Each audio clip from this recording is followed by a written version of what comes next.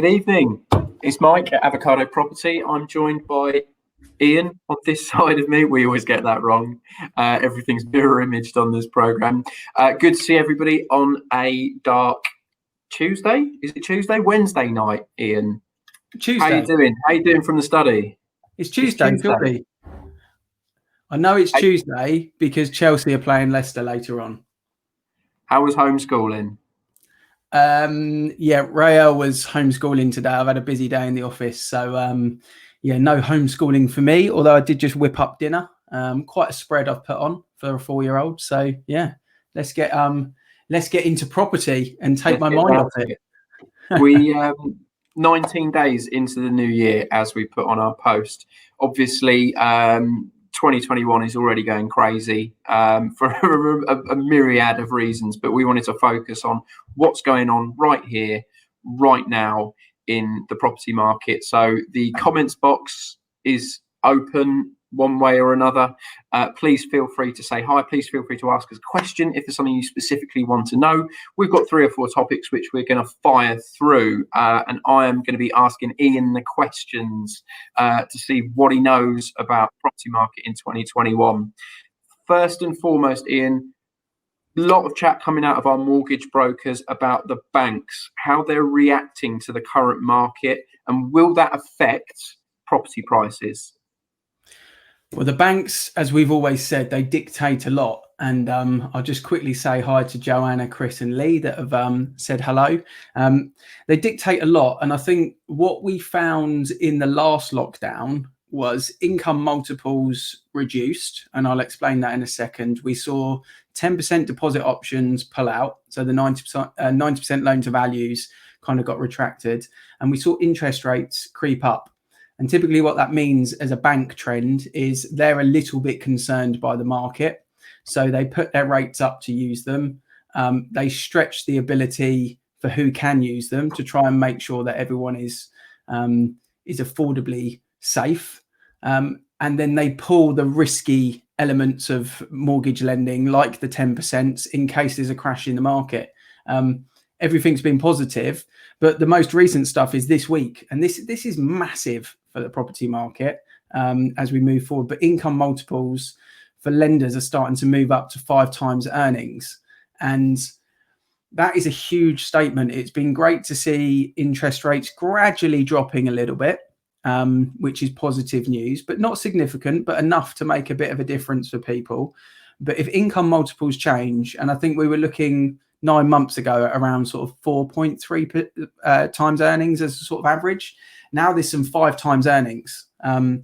Now, if you're selling a property or you're looking to buy a property, just to explain that as what that means, if you've got a £60,000 a year salary, and before you were having to get a mortgage at 4.3%, 4.3 times your earnings, that meant that you could get a mortgage of about 258,000 plus your deposit of, let's say, 100k for ease of numbers. You could buy at 358. That's the type of a price range you go and search.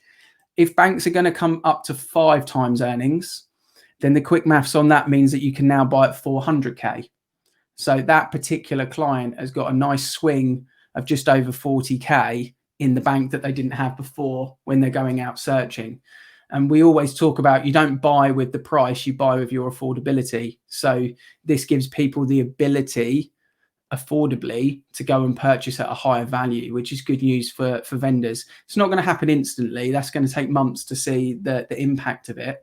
But it's good news as a kind of counterbalance for when the stamp duty comes to an end, or if it doesn't come to an end. So it's good news. The bank's going from a bottom of about 4.3 times your income, times your salary, to 5 times. That's a clear signal of their confidence, right?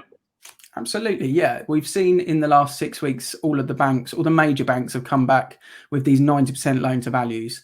So they're not feeling insecure about a property market crash, because if they were lending at that level before and it dropped 15%, then they would be in negative equity of their loan. So they pulled them all after the first couple of lockdowns. Now they've brought them all back. So they're not worried about a 10% or further house price drop. They feel confident that prices will continue to climb. if they're also stretching the multiples, it almost feels as well that they're happy that people and the public, maybe now there's a vaccine in play, are going to be more secure within their earnings. So they're happy to let people stretch their earnings a little bit further to get a bigger loan and therefore spend more money on the mortgage. So all around, that's quite positive news. Like I say, it won't impact instantly, but hopefully that's going to have a fairly significant impact on the property market in months to come. So we don't know what's going to happen with obviously stamp duty, land tax right here and now, whether it'll end at the 31st of March or whether it will be continued. The rhetoric coming from the government is it's not continuing, but there is a lot of industry press. There's a lot of pressure on the government to change that decision. So right here, right now, we don't know, but the official line is that it will end. However, that doesn't mean that you won't be able to afford as much as you can afford today, because the banks are now being more flexible with the amounts that they're going to loan people. Yeah, if you needed that £15,000, for example, or £10,000 or £8,000, because you couldn't get a 90% loan to value mortgage, you could only get an 85% loan to value mortgage. So you needed that money to become deposit money. Well, now if you can't get the stamp duty holiday, but you can get a 90% loan to value mortgage, you might find you can still buy even without the stamp duty, because you can put it into the deposit and it's not a saving. So although you'd rather save on tax, in reality, you still got the opportunity to buy. And then you weigh up, should I upsize? Should I buy if I'm in rented? Is now the time to strike on the property market? And you look at your individual circumstances, but you've got the opportunity to do it. Whereas if 90% hadn't come back, you wouldn't. I guess the question with the stamp duty is, now it's going to Parliament, and obviously it built a lot of traction. I think there was like 40,000 signatures on the petition just last week alone, which then took it over the 100,000 to send it to Parliament. It's not about will it or won't it. It's about if it does, what happens. If it doesn't, what happens. And that's what people have got to think about is, if it is extended, great. What does that mean for you individually? What does that mean for the property market? It can only be good news in reality. If it doesn't, okay, circumstances out of control. What does that mean for you individually? And what can you now afford? What can you change? What does that mean for the market? No one really knows the answers to that, but you would imagine if there is an extension, there will be a horde of properties coming to the market again, not in the same tidal wave that there was previously, but in a smaller wave. Because probably in the first 19 days of this year, if you look at new property statistics, you would see less coming to the market than what had been in previous months or in a typical January. And that's natural, because so many people that hadn't planned to move in the next 2 years have moved or have put their property on the market because of the stamp duty holiday. So it's interesting to keep a read on the trends, and 19 days in, it's completely different to what it was 21 days ago. So it's good fun for us. So we think there's slightly less properties coming available this January than a normal January. How is that reflected in buyer demand this year? Well, I think 2 days ago, Rightmove came out and made a statement that year on year, so 21 versus 20, and I'll come back to 20 and how significant this is, they've seen a 13% uplift on buyer registration. And that was as of 2 days ago. So if you look at the first 2 weeks of January this year compared to last year, 13% uplift on buyer registration. That is a massive statement, because if we go back to last January, pre-COVID, the market was booming. Everyone was looking to rock and roll. Brexit was confirmed. It was like 3.5 years worth of uncertainty had gone, and everyone just was looking to buy. And it was a really hectic January for buyer registration and new people looking. There was good mortgage deals available. Like I say, it was pre-COVID. So it was a really, really busy month. So the fact that we're 13% up in the first 2 weeks for this January is quite a clear statement. And you go back to simple business of scales, demand and supply. If that continues, that's positive news for prices, and positive news for vendors, really. Okay. So last year was the Boris bounce. We title in this January with any alliteration? Yeah, avocado bounce. Absolute avocado. New topic obviously this is buyer, this is buyer specific, and this is seller specific as well. A lot of talk about leasehold properties. What's the progress?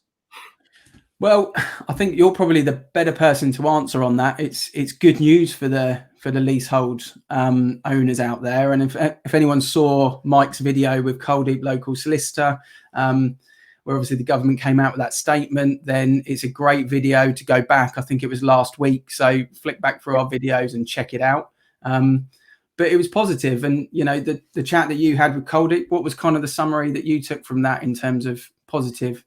Yeah, I mean, it was essentially, if you own a leasehold property and the lease is ticking down, the government are going to step in and take over lease renewals effectively to make sure they're managed in a proper and right way. So there'll be a government issued calculator for the price on lease extensions. There'll be no marriage values, which meant any lease under 80 years. There was a multiplier effect on how much you would have to pay to renew the value.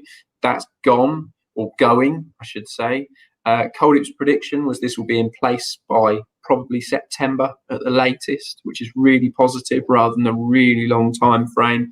And lots of bureaucracy thinks it will be pushed through nice and quickly because of the government majority, so they can get this passed, and it's going to be a positive thing for buyers and for sellers. And it also means that when you renew your lease, you're not just pushing it back up to 99 or 125 years, you're pushing up to 990 years. So you effectively own the property and own the property properly, and there'll be no ground rent to pay. So you'll pay for the lease once, it will be done, it will be over.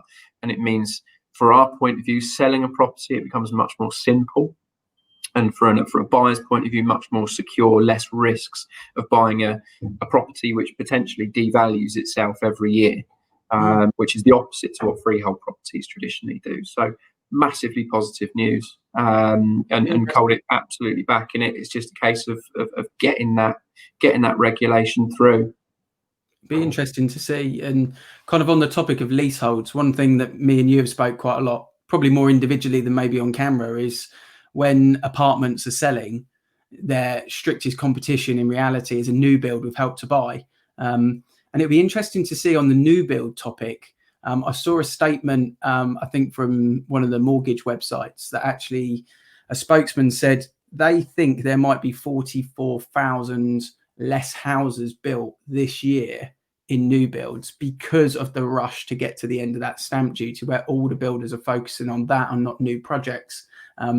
Which is quite interesting in itself. And I think it makes the leasehold proposition much more appealing for everyone, because you've got this option you speak about now. You've got 10% deposits available out there. You've got first-time buyer mortgages out there, income multiples higher. There is much less apartments on the market now where people look to do the stamp duty tax holiday jump up to a house. So it'd be interesting to see what that does for the leasehold market in you know, the sort of coming months and the rest of this year, really, which would be interesting to see. Yeah, I think the changes in mortgage rates particularly have meant that it's now probably cheaper to buy a property than it is to rent it again for the first time in 12 months or longer, which is a big thing. So yeah, it'll be a big change if there is a lower completion rate on new properties next year, just to starve the supply of flats for 12 months. Won't be a bad thing for those who own anything that's 2 to 5 years old, who potentially bought under Help to Buy at the time. Absolutely. No, it's good. It really is interesting, the stamp duty thing, because it is having a dictation in the market, is having a huge impact. And I've had a couple of clients that have used sort of panel-led conveyancing. I know I go on about this a lot, but I really think if you're buying a property at the moment, you have to be aware that the councils are taking so much longer to get search packs back. I mean, HSBC spokesman came out, I think it was this morning actually, and said, go, go, go, you will still get them through. And I don't doubt that mortgage offers will come through, but it's making sure that the searches are done in time, and also the solicitors are applying for them in time. And then the inquiries are raised, obviously answered. So there's a lot of legwork to do with it. But, you know, stamp duty we spoke about a lot. It's going to have to be a question mark on that one and see what happens. It's good news from the banks, definitely. And And I guess the most recent statistics that came out as 2020 came for a close was how much of a positive year it actually was for house prices. I think Rightmove said 6.3% uplift, and Nationwide, that is always a good solid base to look at. Nationwide said 7.5% increase, the biggest jump that they'd seen in 6 years. So I think all the doom and gloom stories and the concerns that were there in the property market, there's a lot of positivity out there, and you can see that in the buyer trends. And for me, if you're looking to sell at the moment, now is a really good time to have a conversation with us. And we don't do these videos for plugs, but have a conversation with us, because as you can see, we're finger on the pulse every day. We're trying to work out what's going on with the market, what it might mean. And when we're talking to our clients, we really take their life and their futures so seriously that we can give them the right information. And the more information we've got, the better information we can pass on. So, have a chat with us, landlords, vendors, buyers, tenants, because there's a lot of information and the landscape is changing so much. 19 days, we're completely different to where we were 19 days ago. Where are we going to be in another 19 days time? We don't know. So it's really important to stay on the pulse, I think, at the moment, Mike. Absolutely. I mean, just while we're sitting here, I've got the partners all having a little bit of a WhatsApp competition, and one of the guys has just said a solicitor he works with managed to get a search pack back within 6 days. So things are changing. There was talk earlier, but in December of certain councils shutting down doing searches before April, and search times in West Berkshire being about 75 days. One of the conveyances used through Chris, who's just texted, 6 days. So everything's changing on a day-to-day basis. So summing up, that's new to me right here, right now. So summing up what we've talked about, if you thought you couldn't afford a property because you were basing your mortgage borrowing on 4.5 times your income because your mortgage advisor told you that before Christmas, it's out of date. You need to have another discussion. Buyer demand is up by 13%, according to Rightmove. So supply to the market down slightly, but buyer demand is up. So houses will still sell, and it will be a busy market for the next month or so. Leasehold properties becoming more attractive again because of the changes to leasehold regulations, and because we think less new builds will be built in the next 12 months. And Ian's got away with not doing any school teaching today. So positive all round, right? It's a pretty good day. You got to sum that up. On Tuesday the 19th is a pretty good day. Will Chelsea know what day it is now, thankfully. Will Chelsea beat Leicester tonight? I'm not so sure, but let's hope so. Let's all pray together on that, and it rounds up a fantastic Tuesday. A couple of sales from the weekend, a couple of happy clients with sales from the weekend, which is always good. We've got viewings booked in for the rest of this week. Properties coming onto the market for the rest of this week as well. On that search pack thing, actually, I did have a solicitor tell a buyer today that for £150, they can fast track the searches. Now, I don't know who's charging the £150 and where that information comes from, but there wasn't much of that going on last year. So I wonder whether someone's plugging some extra finance somewhere along the lines to speed up some processes for stamp duty. So have a chat with your solicitor if you're buying a property and ask that question as well. That could make a huge difference. I know I'd spend 150 quid if it meant I could save £10,000. So ask those questions as well, to us or to the solicitors. But no, let's get back to doing property, doing estate agency, shall we, Mike? Let's do that. Can't wait. See you later. Have a good evening.